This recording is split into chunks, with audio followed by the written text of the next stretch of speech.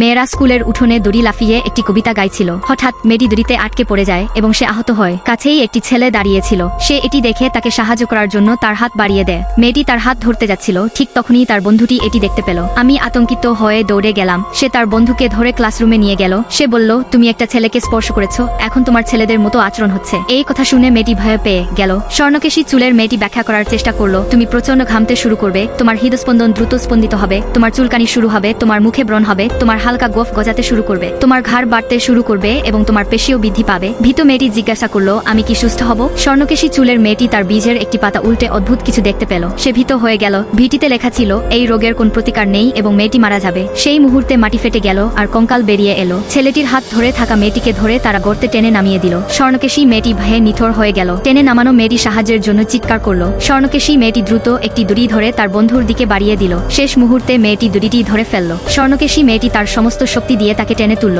তারা দুজনেই লাফ দেওয়ার সময় যে ছড়াটি গাইতো তা পুনরাবৃত্তি করলো। ছড়া শেষ হওয়ার সাথে সাথে সবকিছু স্বাভাবিক হয়ে গেল। উভয় মেয়েই আর কখনো ছেলেদের সাথে নামার প্রতিশ্রুতি দিল।